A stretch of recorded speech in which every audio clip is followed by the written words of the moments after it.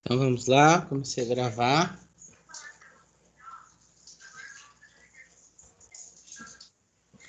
Eu vou.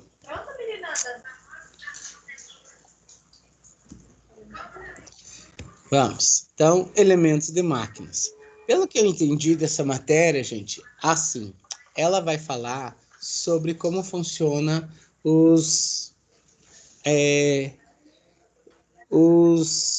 como que eu posso dizer assim, equipamentos que vai em uma máquina, como que vai funcionar, por exemplo, uma mola, como que vai funcionar um extensor e assim por diante, certo?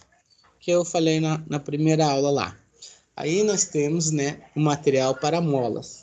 Quais são os materiais ideais para se usar em uma mola, né?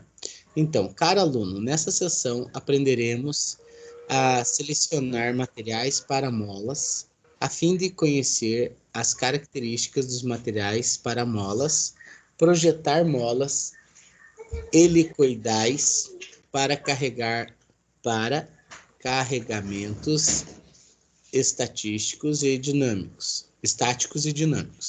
avaliando a influência do material selecionado para a mola e sua resistência de tais carregamentos, né? Foi como o professor falou. Então, o curso ele vai trazer todos esses materiais para nós, vai falar de cisalhamento que a gente viu lá em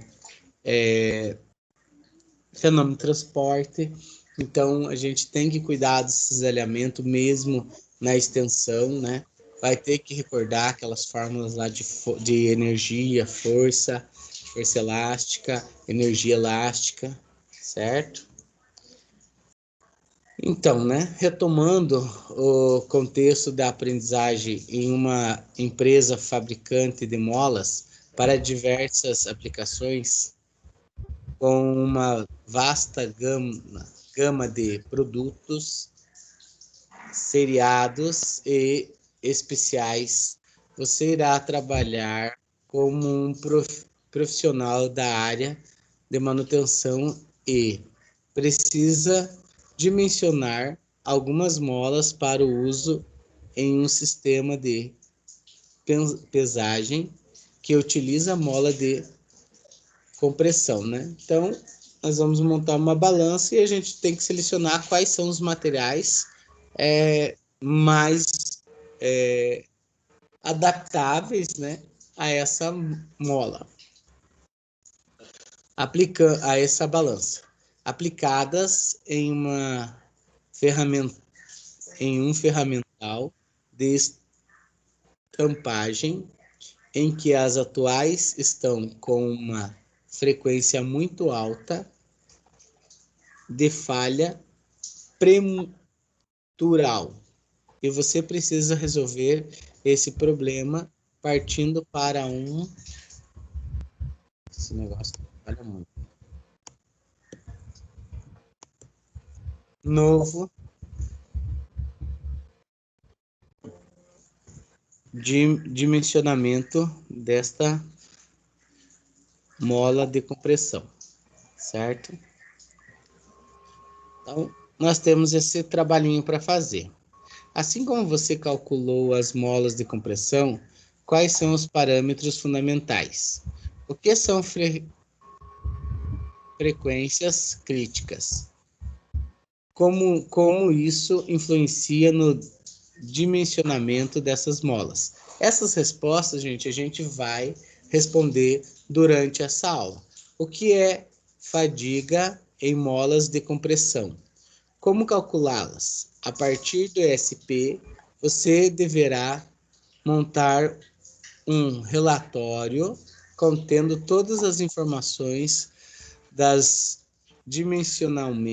dos dimensionamentos e considerações feitas para o caso apresentado, né? Então essas questões, né? O que é uma fadiga de mola,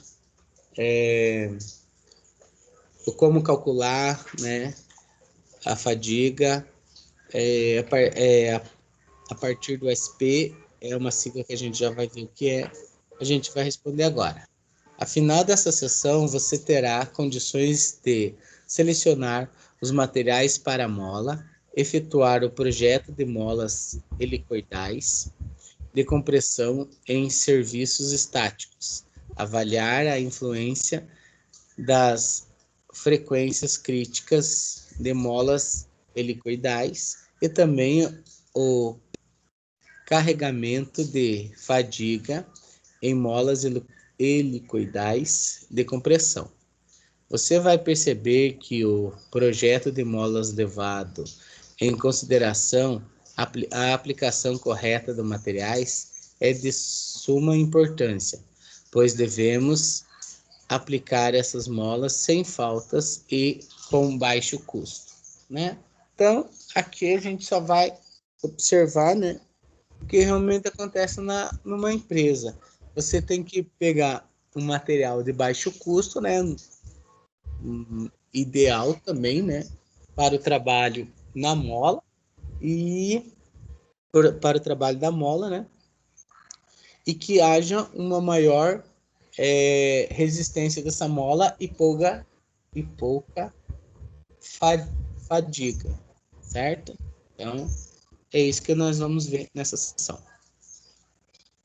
Materiais para a mola, né? As molas podem ser manufaturadas por processos quentes ou frio. Lembrando que para ser considerado processo a quente, o material deve estar acima da temperatura de recristalização.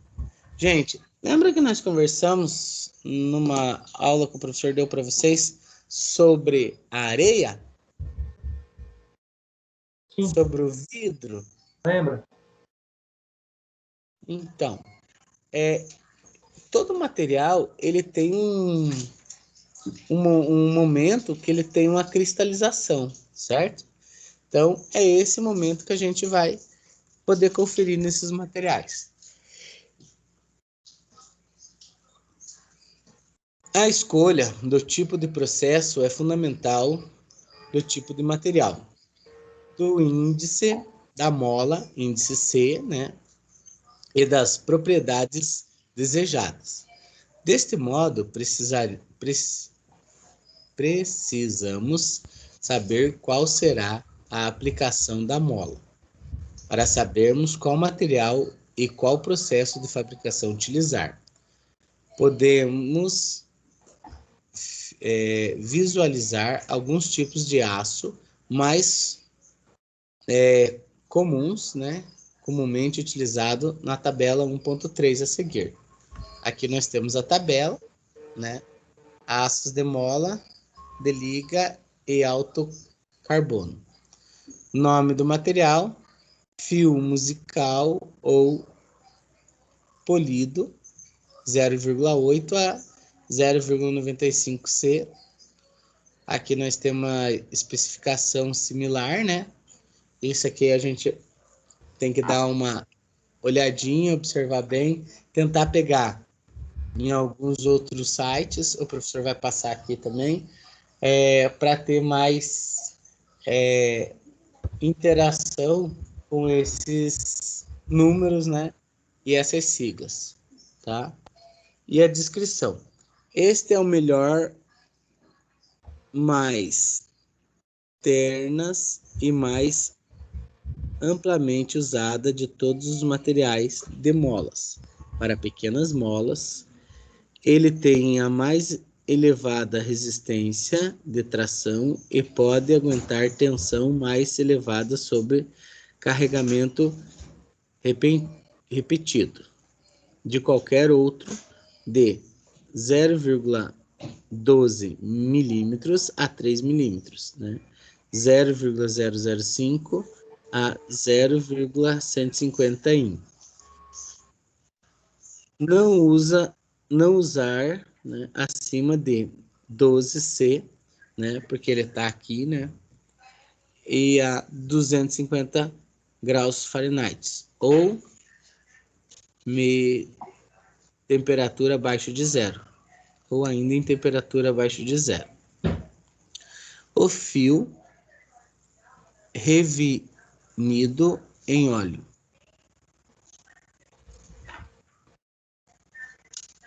De 0,6 a 0,7 C, né? Aí, o número dele, né, está ali. A nomenclatura também. Esse aço de mola de propriedade geral é usada para muitos tipos de molas de espiral, em que o custo do fio musical é proibitivo, e o uso, né, do fio musical é proibitivo e em tamanhos maiores que os dispositivos em fio musical. Não recomendável para carregamento de choque ou impacto. Disponível em diâmetros de 3 milímetros a 12 milímetros, né? Mesma coisa, né? Só que aqui ele vai de 0,125 a 0,5, né? Nas diâmetros maiores ou menores podem ser obtidos, certo? Os melhores podem ser obtidos. Não recomendado para uso acima de 180 graus ou 360 Fahrenheit. Em temperaturas abaixo de zero ou em temperaturas abaixo de zero. Então, nenhum deles pode ter temperatura abaixo de zero, né? Você tem aí um tamanho ideal para fazer cada um, né? Se você tem uma tensão, né, abaixo de 0,125, você usa a fio musical, né? E também você tem um tamanho, né, que não pode ultrapassar. Aí, se for maior e a tensão for maior também, você vai usar o fio de óleo, tá? Então, tudo depende da tensão e do tamanho. As duas, ambas são para usos contínuos, né? Então, que a mola fica em movimento contínuo, né? Sempre. E elas são as mais usadas.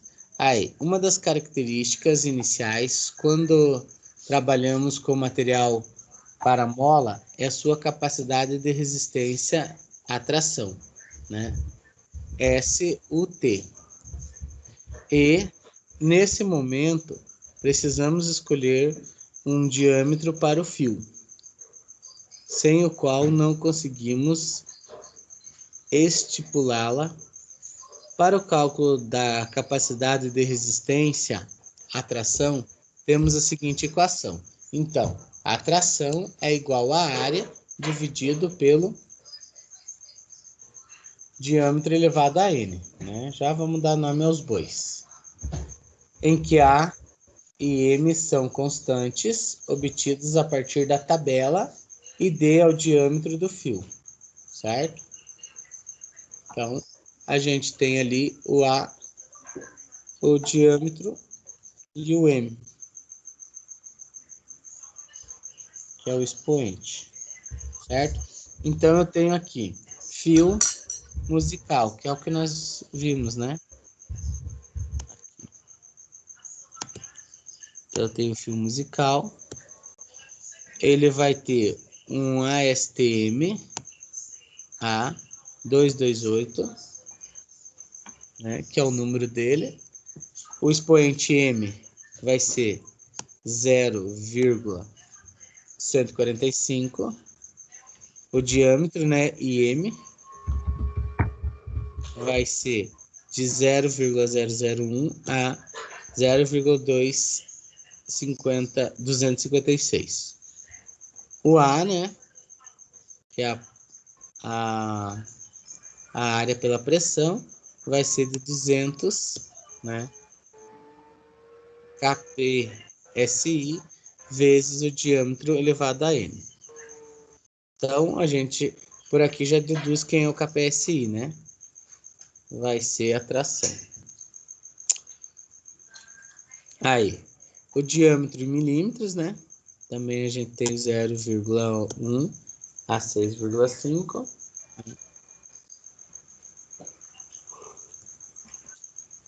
E aqui nós temos o A, né?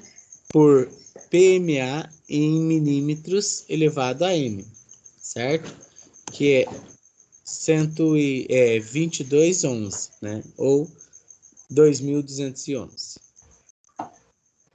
Custo relativo de fios. Só ver aqui uma coisa. Alguém está pedindo para entrar.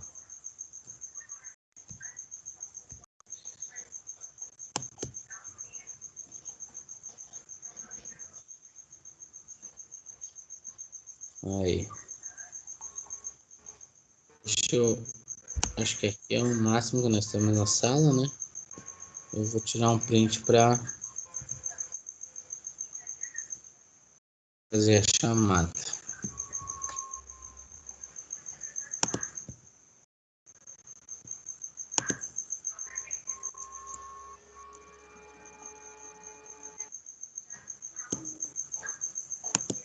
Aí se entrar mais alguém.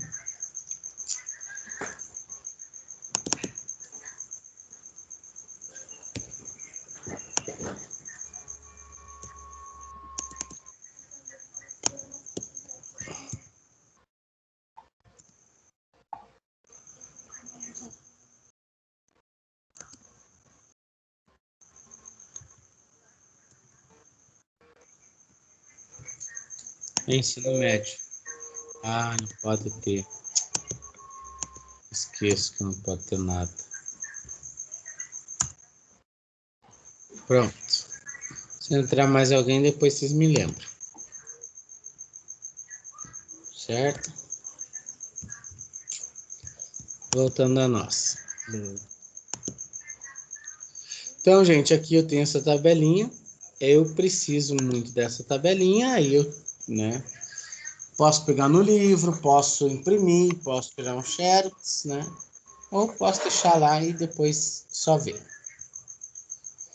Para definição do material para molas, devemos sempre ter em mente que a escolha do diâmetro do fio tem uma importância fundamental. Após essa definição, em sequência, avalia-se a capacidade de resistência à atração.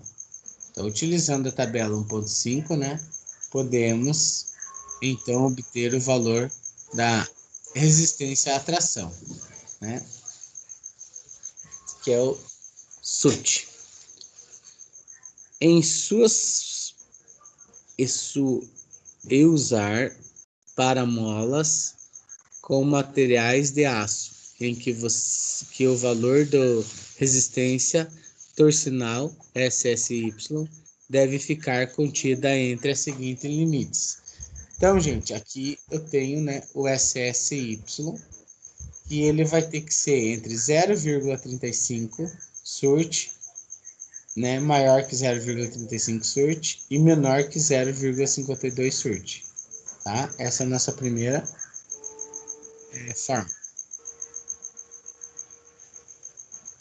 E aqui nós temos a tabela 1.5,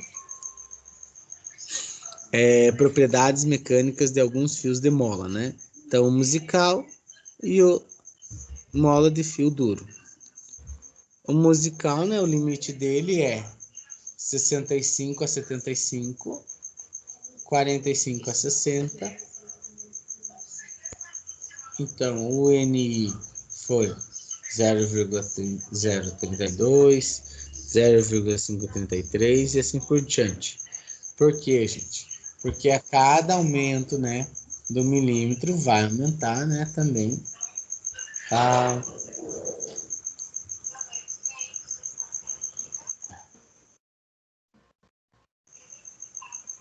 o diâmetro dele. Essa é a palavra fala assim, o diâmetro, certo?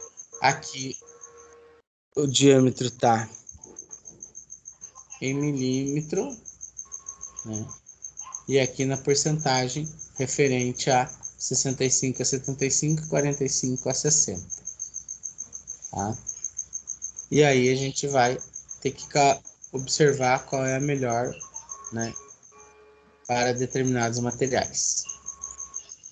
Temos que observar também que para molas helicoidais existe uma operação de assentamento que consiste em aplicar uma carga axial na mola, e esta carga aumenta a porcentagem máxima de resistência de tração, mas um custo maior de processo, como mostra a tabela 1.6, que a gente vai ver daqui a pouco.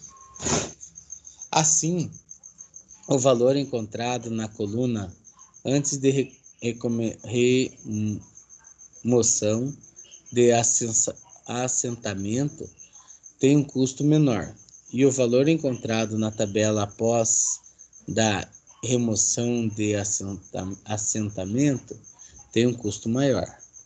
O valor apresentado na tabela 1.6 deve ser dividido por 100, que está expresso em porcentagem de 45. A aplicação na equação é 1.2 na variável denominada x, sendo, né, que o SI vai ser igual a trabalho, ATM igual a x vezes SUT, né? Daí para nós recordarmos quem é o SUT, a gente recorda aqui, né,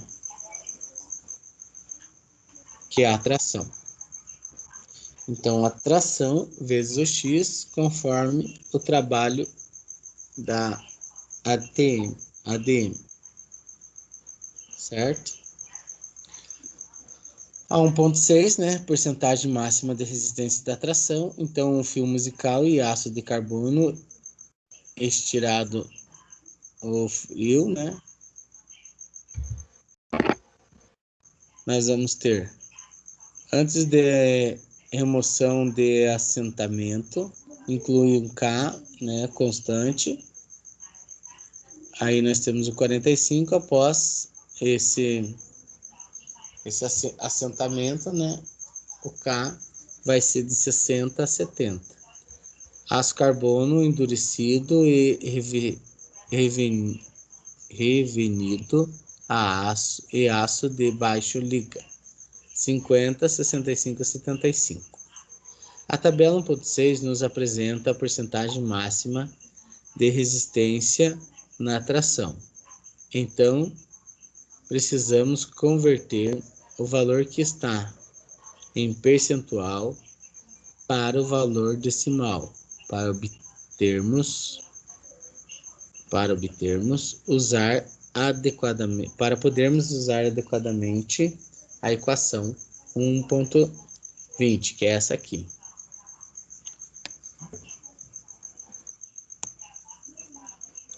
Então, escolhemos como exemplo o material fio musical antes da remoção de assentamento. Então, a equação 1.20 fica SSY é igual a 0,4 vezes a tração, ou seja, 45%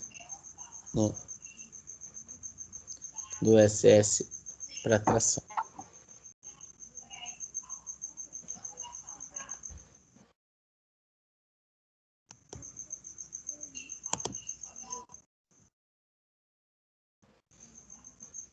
Entenda que para encontrarmos a resistência torsional do fio SSY, então por que é torsional, gente? Porque a gente vai precisar torcer esse fio e ele não se rompa e ainda preserve a energia elástica dele, né? Temos que saber que a resistência torsional é proporcional à resistência de tração. em função da aplicação ou não do assentamento, assim está por porcentagem que encontramos na tabela 1.6 é uma forma de encontrarmos a resistência torsional apenas conhecendo a resistência à atração do fio. Ou seja, como a atração e a torsional são as mesmas, então eu posso só encontrar a tração, o SSY, que vai também me dar a torsional, certo? Alguma dúvida? Bom, Então eu vou pode deixar. prosseguir, professor. Vocês querem que eu prossiga ou dar um intervalo? Não, por mim, pode prosseguir.